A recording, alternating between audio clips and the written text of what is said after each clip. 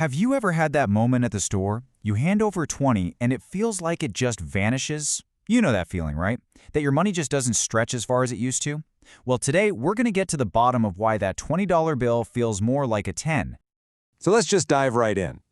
In this explainer, we're going to pull back the curtain and see what's really going on. We're talking about the big question: why does your money seem to lose its power over time? Okay, first things first, let's make sure we're all on the same page. When we talk about money losing value, what does that even mean? It's actually super simple. It just means that the same amount of cash buys you less today than it did before. Your purchasing power goes down. So now that we've got that down, let's look at what's causing it.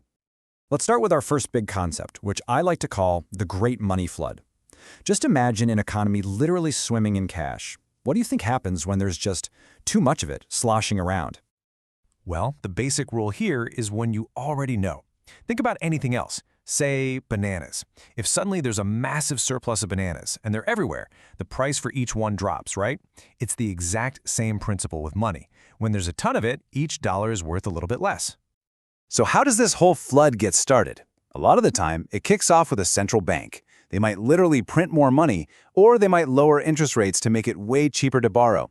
That pushes a whole lot of new cash into the system. And the result, you've got all these extra dollars chasing after the exact same amount of goods, which, you guessed it, forces prices to go up.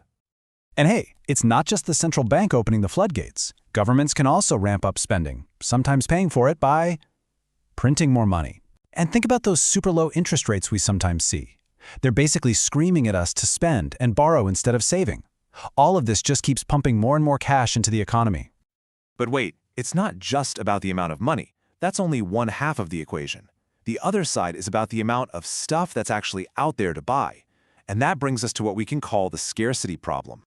So here's the fundamental imbalance, laid out plain and simple. On one side, you have more and more money flowing through the system. And on the other side, you actually have fewer goods and services to spend it on. You see the problem? When a whole lot of money is chasing only a few items, the price of those items is going to get pushed way up. So why does stuff become scarce in the first place? Well, huge global crises, like a pandemic or a war, can seriously disrupt supply chains and slow down production. Another huge factor is the value of a country's currency. If it gets weaker, all those products we import from other places suddenly get a lot more expensive for us to buy. Okay, time for our third and final piece of the puzzle. And this one is fascinating. It's not about supply chains or printing presses in the traditional sense. Nope, this one's about psychology. It's about the power of what we all believe is going to happen next. It's the wild card. It all boils down to this one simple, incredibly powerful expectation. When enough of us start to believe that prices are going to climb in the future, it can totally change how we act in the present, and in a really dramatic way. And here's where it becomes a self-fulfilling prophecy.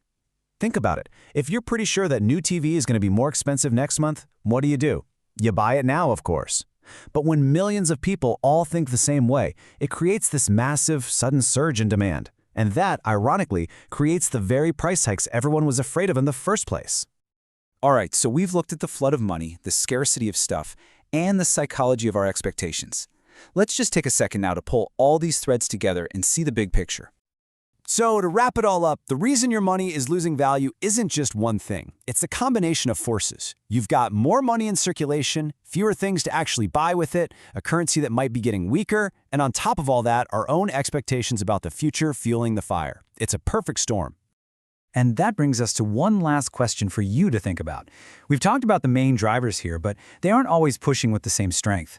As you look at the economy right now, which of these forces do you think is the most powerful one at play today? It's a complex dance for sure, but now you know the steps.